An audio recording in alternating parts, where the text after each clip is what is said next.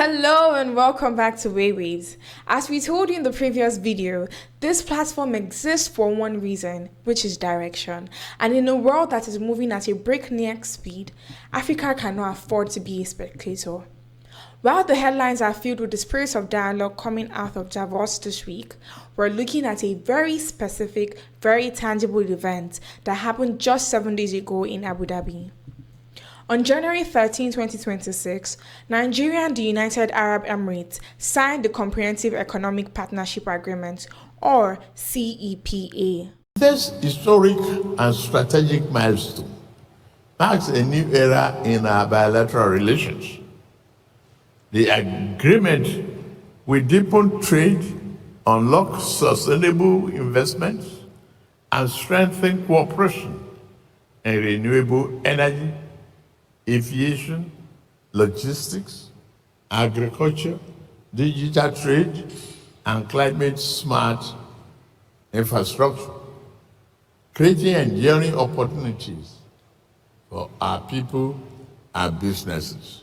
The headlines called it a landmark trade deal, but at Waywayves, we do not just look at landmarks, we look at the system being built.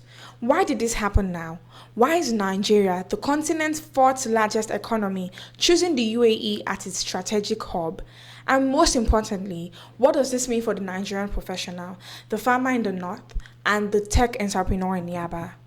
In this video, we slow things down, we add context, and we're going to master the logic of this new pact.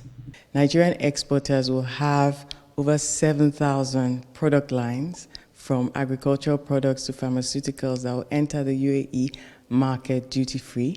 So that's a big one for our non-oil exports under the Renewed Hope agenda. Also, Nigeria will be diversifying and accelerating exports in various sectors. Also, Nigeria will be welcoming investors from the UAE in critical sectors such as infrastructure, financial services. These are areas where we're prioritizing industrialization, we're prioritizing services where we're competitive. This agreement has been a long time coming. We've negotiated for about 11 months, very tough negotiation, but both sides are delighted that we have a good deal.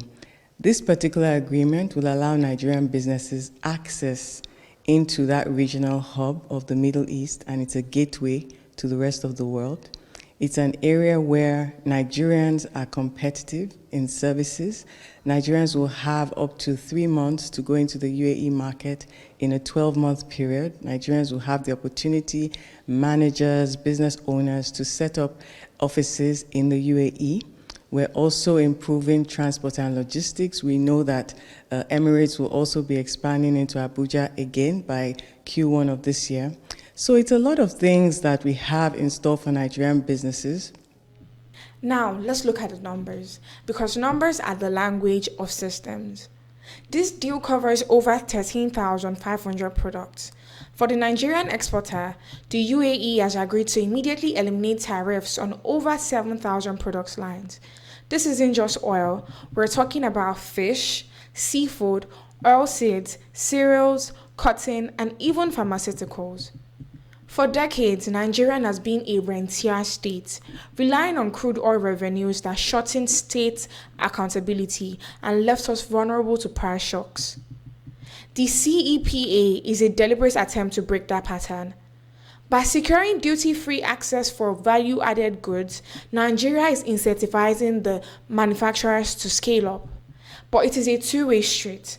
Nigeria is removing tariffs on over 6,000 UAE products, but look at the logic of what we're letting in.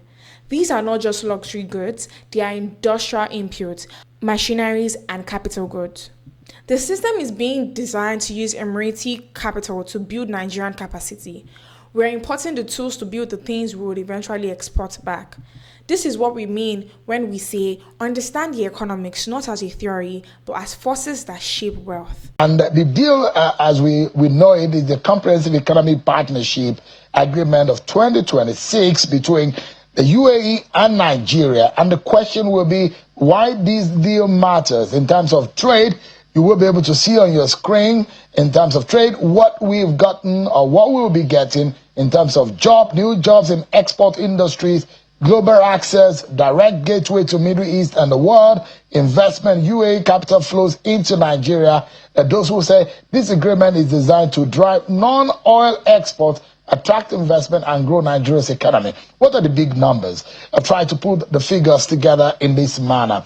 There are three categories I've tried to put is the tariffs have removed, service sectors are open, business entry, and also we'll see in that tariffs removal, 7,350 Nigerian products will now easily move on what UAE gives to Nigeria, and what Nigeria gives to UAE is 6,243 UAE products, and the service sector, you see 108 services across 11 sectors, 99 services across 10 sectors. UAE firms cannot operate in Nigeria. Nigerians can work and set up companies in the UAE. Very landmark, isn't it? So what can Nigeria now sell to the UAE? Agriculture, manufacturing. Those products now enter the UAE with zero or reduced import tax.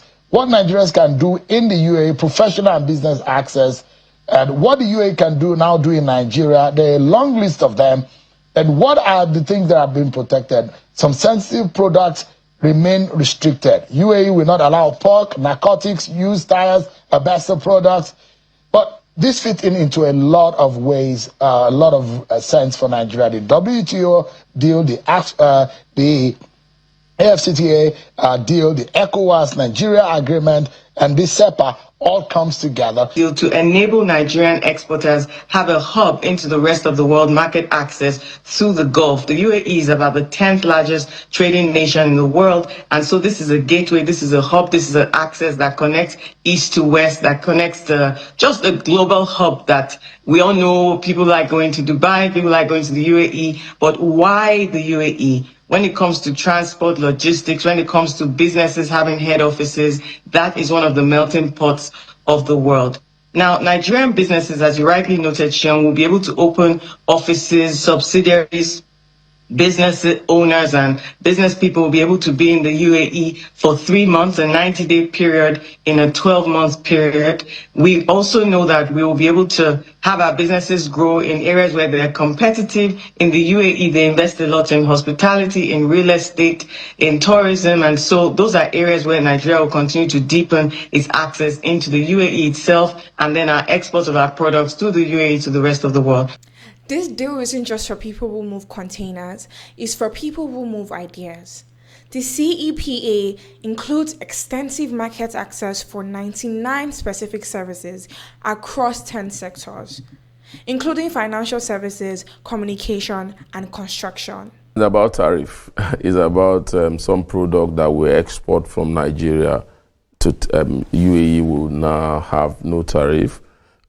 Also, there's a lot of, they also can also begin to think of exporting their own product to Nigeria. I wonder what product they will definitely import, because UAE is largely driven by the export-free zone.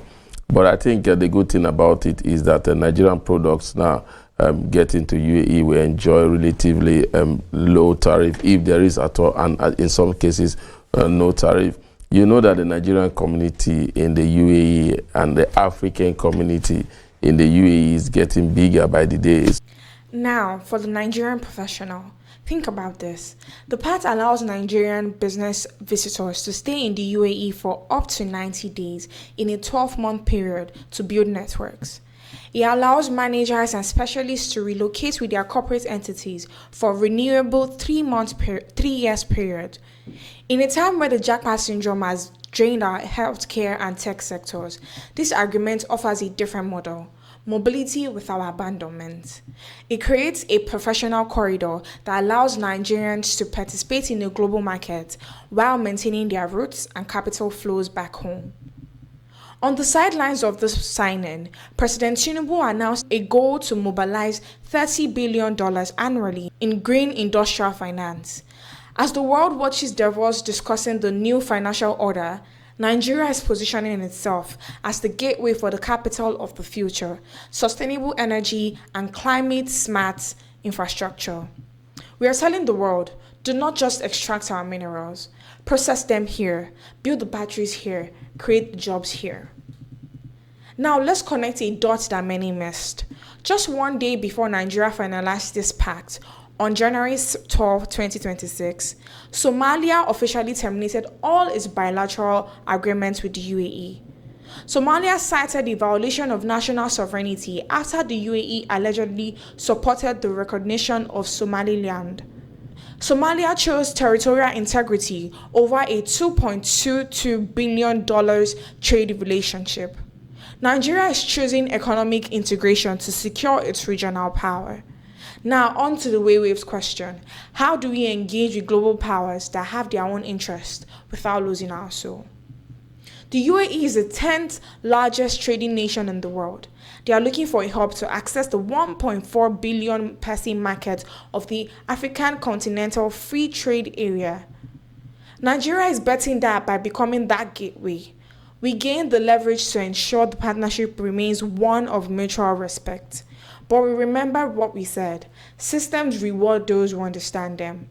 If we do not fix our own infrastructures, the national grid challenges or the 3.4 million housing deficit in Lagos, this deal will just be another highway for other people's goods to reach our market while we remain spectators.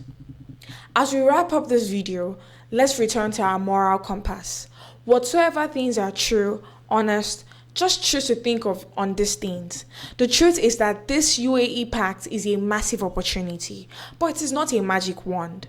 The honesty is that we will still have 3.7 million Nigerians facing food insecurity this year. The justice is ensuring that this $3 billion in the grain finance doesn't just sit in bank accounts, but reaches the smallholder farmer and the youth in the 3MTT program. In February, Nigeria and the UAE will co-host Investopia in Lagos. That is the moment for our entrepreneurs to step into the room with clarity and confidence. The world is not slowing down, power is not waiting for us, but today you have the knowledge, you have the context, you have the direction. My name is Kosi Chikuru, and thank you for joining us on Waywayves. Do not forget to like, share, comment, and subscribe to our YouTube channel. Until we meet again.